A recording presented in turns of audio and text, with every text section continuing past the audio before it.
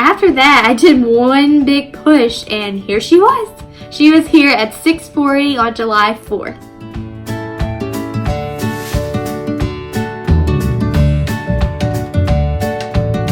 Hey guys, welcome back to my channel, or if you're new to my channel, welcome.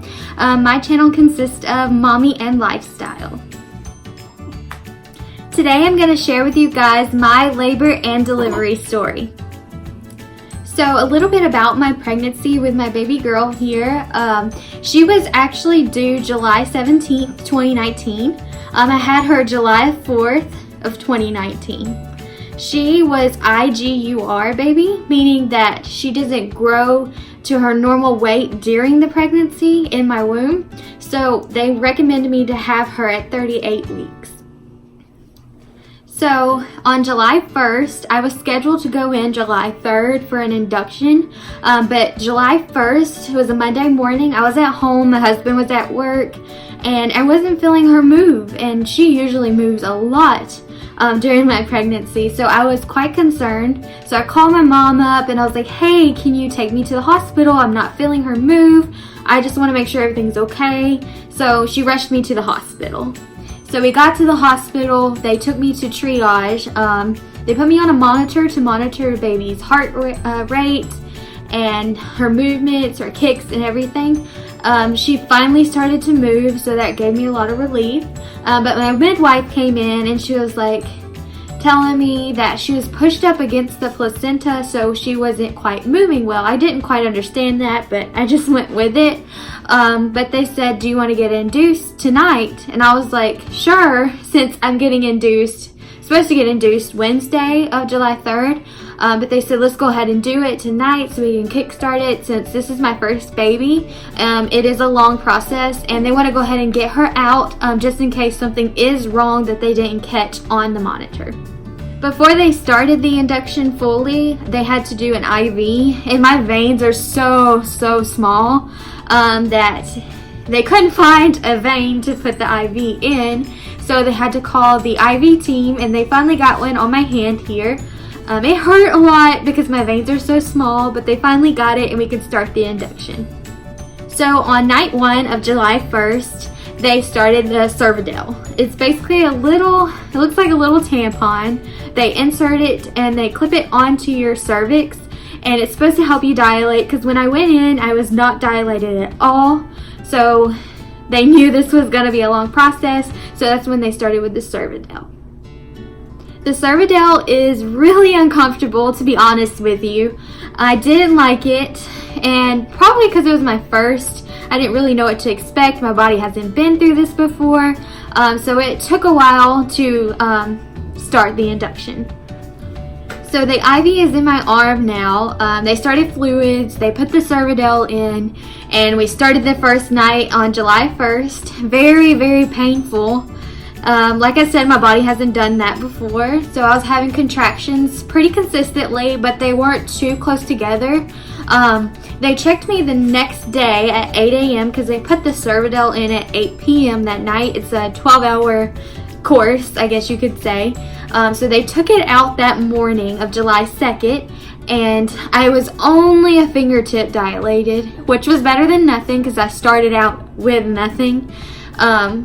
So that gave me a lot of relief, but I was still stressed out because I was like, oh, I figured this would be faster than it was, but I kind of knew when I went in there that it was going to be a long process. So after they took the Cervidil out July 2nd in the morning, they came to me and talked to me about Pitocin. Pitocin goes in your IV, and it pumps fluid into your body to start contractions, to get your body dilating, because mine didn't want to dilate. It took a while. So the Pitocin, basically they'll up it like every 30 minutes to a higher pace. And for me personally, I feel like the Pitocin did not help me the first time I had it. A lot of people said it's painful, but mine didn't seem to be too painful with the Pitocin. I mean, I was having contractions, but it didn't really help me, I guess you could say, on the first day. And when you're on the Pitocin, you can only have liquids, which I was starving, I was pregnant, I wanted to eat all the time. So you only could have liquid. So after they started the Pitocin, you could get up, but you couldn't really walk around because you were connected to an IV. You could go to the restroom and everything, but you had to take the IV thingy with you to the bathroom. So I went 12 hours with the Pitocin, and then they checked me again at 8 p.m. July 2nd that night, and I was still a fingertip. Yes, I was very, very disappointed that I was still a fingertip, but I was still hopeful that we would get somewhere. So after they stopped the Pitocin at 8 p.m. that night, they did check me, fingertip still. They decided to do a Cervidil again. And the Cervidil goes up to your cervix, and it's supposed to help you dilate. This time, I believe they actually put it in there right. Too much information there, but I believe they did put it in there right this second time, because I was having a lot more contractions. I was hurting so bad. I had to tell my husband, go get the nurse, I can't handle this pain. So he ran out and got the nurse. Luckily the nurse's desk was like right beside my room. So they went and got the nurse, and she came in there and she gave me some medicine because I could not sleep through these contractions. And basically it's like a pain medicine. I'm not sure what it was called, but it helped me sleep. I slept for like 5 hours and I needed that desperately. The pain went away when I was sleeping, but when I woke up the pain was back, but it wasn't as strong as it was that first time. It started hurting that night. So now it's July 3rd in the morning, 8 a.m. We basically do our, I guess, next step within 12 hours, 8 to 8, 8 to 8. So at 8 a.m. July 3rd, they checked me again. I was at a 1. Finally at a 1. No fingertip, at a 1. So I was so excited because I started to get really aggravated, sad, sleep deprived. I didn't know what I was gonna do. I thought this was never gonna end. So July 3rd, I was at a 1 in the morning. So on July 3rd at 8 a.m., they did check me at a 1. They started Pitocin again after they took the Cervidil out. So the Cervidil actually helped me that night. That was probably explaining all the cramping and contractions I was having. But it was all worth it because I finally got to a 1. So they started the Pitocin, and the Pitocin on July 3rd seemed to actually help me. It was more painful than it was the first time I had it. They did up it every 30 minutes. I think it goes up to 20 something. But that seemed to help me on July 3rd. On July 3rd, I was very hopeful at the fact that I was at a 1, but I was very sad that it's taking so long to have my baby girl. But they were telling me, the doctors kept telling me, hey, it's your first pregnancy, it's gonna take a while, yeah, it's gonna be painful, which I knew that coming was gonna be painful because inductions are seriously no fun, but it's all worth it at the end. Okay, now we're at 8 p.m. July 3rd. They checked me again. They stopped the Pitocin. They checked me. I was still at a 1. I thought the Pitocin was helping me a lot on July 3rd during the day, but it seemed not to do anything because I was still at a 1. So they started a Cervidil again. So July 3rd through the night, I did get to sleep a little bit. They did give me like it's like Benadryl, but like a higher dose to help me sleep through the night, because that one night when I had killer pains, they gave me really strong medication to put me to sleep. The Benadryl helped a little bit, just made me really drowsy. I didn't sleep a lot that night. I was so worried, scared, didn't know what to expect because I was still at a 1 and it's day 3. Today is the 4th of July. Yay, Independence Day. Hopefully something good happens. That's what went through my mind. So my midwife actually came in early that morning. before 8 p.m. actually, just to talk to me, explain to me, hey, it's day 4. No matter what, we're having a baby today. C-section, vaginally, whatever, we're having a baby today. So July 4th at 8 p.m., again, 8 to 8, 8 to 8, they took out the Cervidil. Still at a 1. Yay me. But like she said, today we're gonna have a baby no matter what. Yes, it did scare me because I was really scared about having a C-section if I had to have one. So at 10 a.m. on July 3rd, they came in and she talked to me again. She was like, hey, I'm gonna break your water.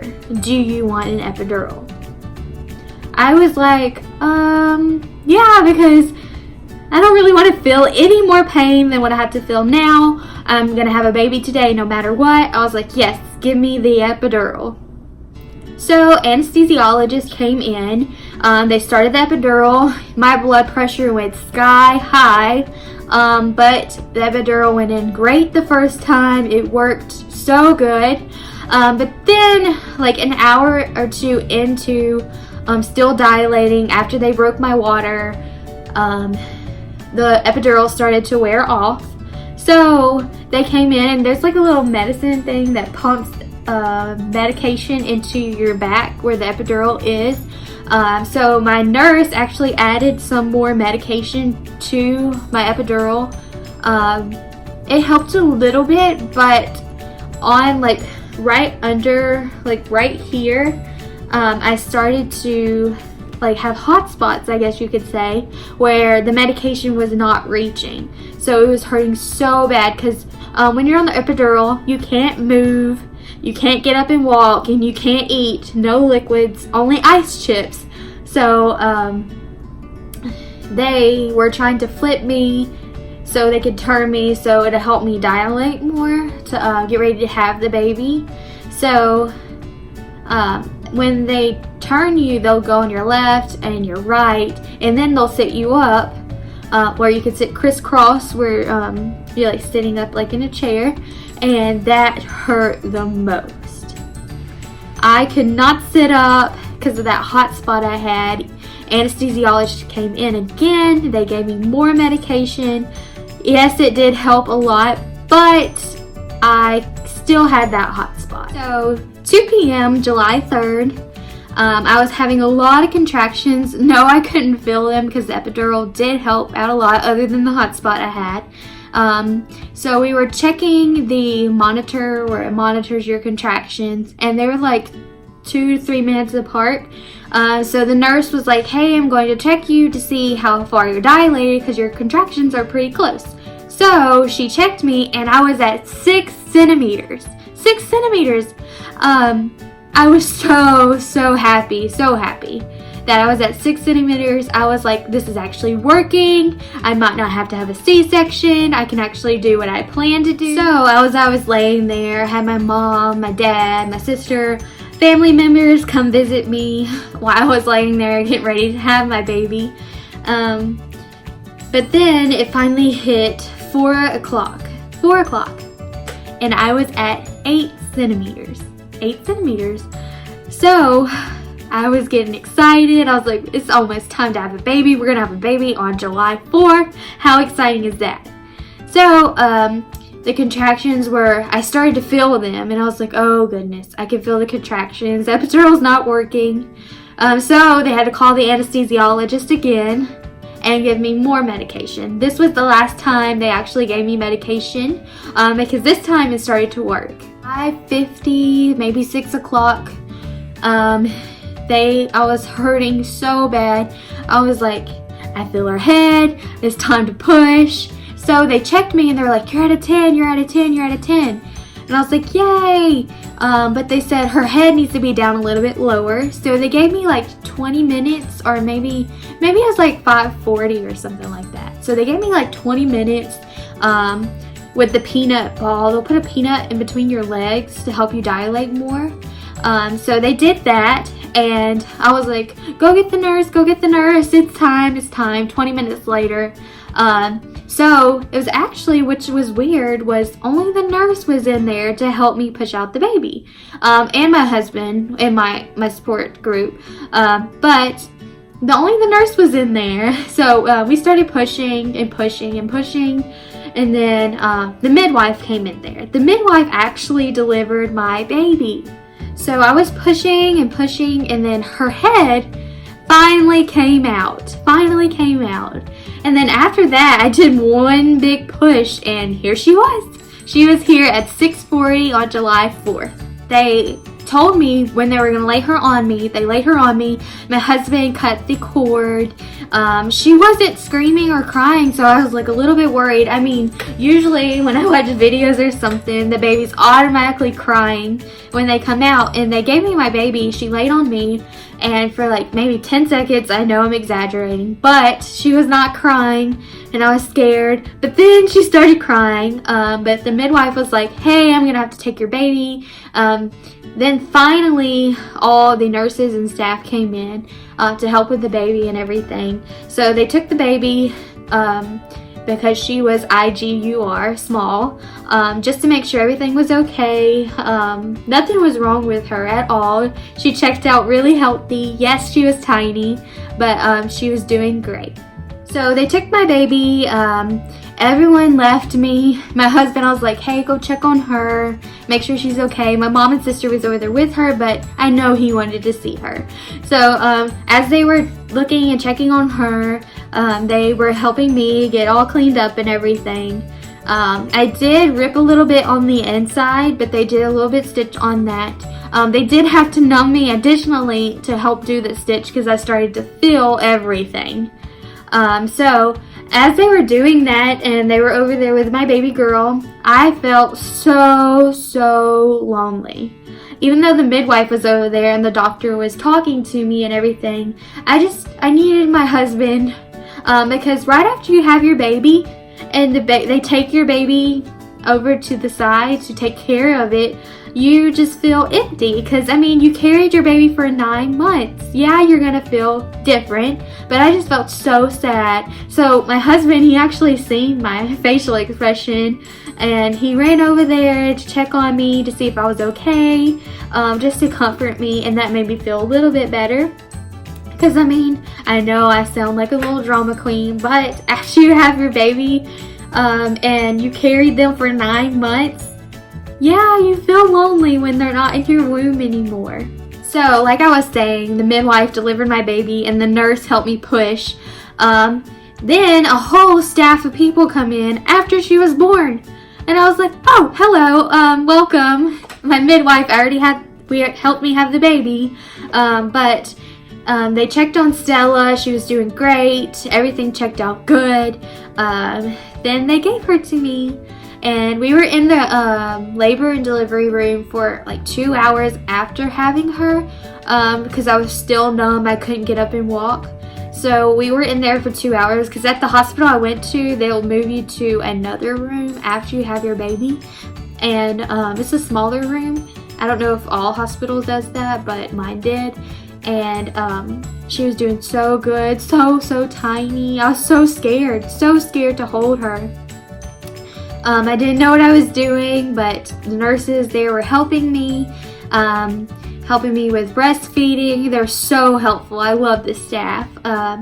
They helped take care of me. They helped take care of baby girl. My husband was there. My family was there. So I had a lot of support throughout my labor. So when we went to the other room, they checked her blood sugar and everything. And her blood sugar was really low, and I was trying to breastfeed her. So at the time I only had colostrum, so that was doing good for her, but they wanted to do a little bit of formula, so I started formula with her, and that picked up her blood sugar so we can actually take her home with us, so she didn't have to stay an extra day in NICU. But for me, right after I had her, I had a high fever. So they gave me some antibiotics to help the fever go down, and that helped out a lot. But yeah, so that was my labor and delivery story. And I have a question for you guys. What was your labor and delivery story like? You can comment down that below and let me know. I'd like to see how your experience was. So guys, I hope you enjoyed my labor and delivery story. It was a long process, but it was all worth it at the end. I got to have my little baby girl here. And don't forget to comment down below the question I gave you. And like, subscribe, and I'll see you in my next video. Bye!